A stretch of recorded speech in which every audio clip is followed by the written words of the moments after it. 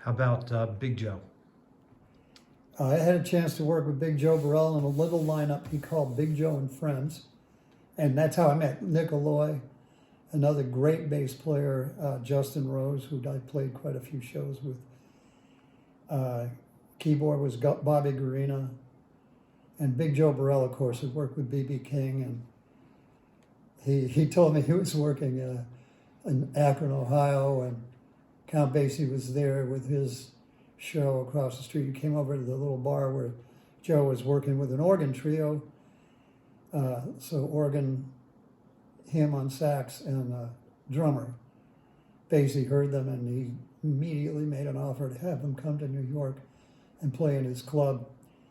And Joe, I think by that time, had left BB and worked with the Miller sisters, but I don't remember quite all the history.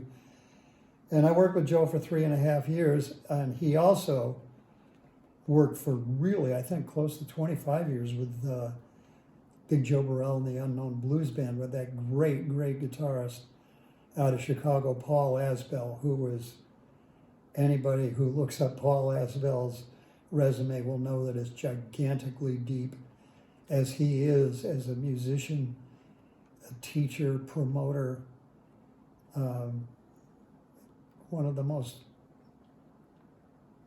one of the people I have the most respect for in this world. Just a thorough musician.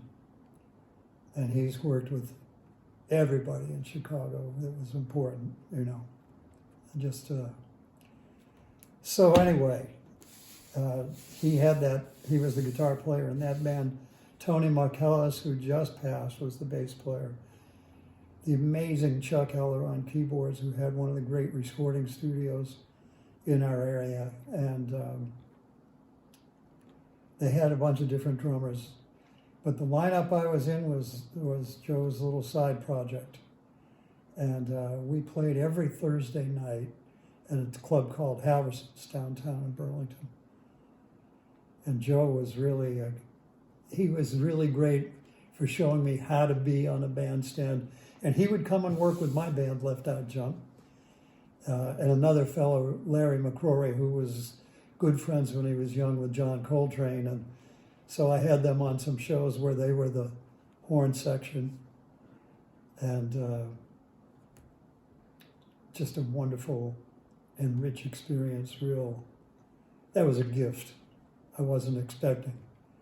But I showed up one day, and he had heard me in the recording studio at Chuck Eller's, and I was making a record, and he said, that sounds good.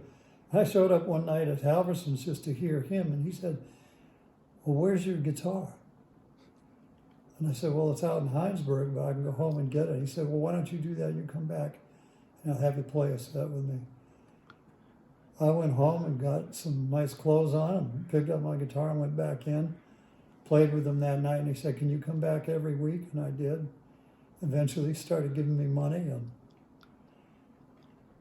that was a nice run, a real nice run.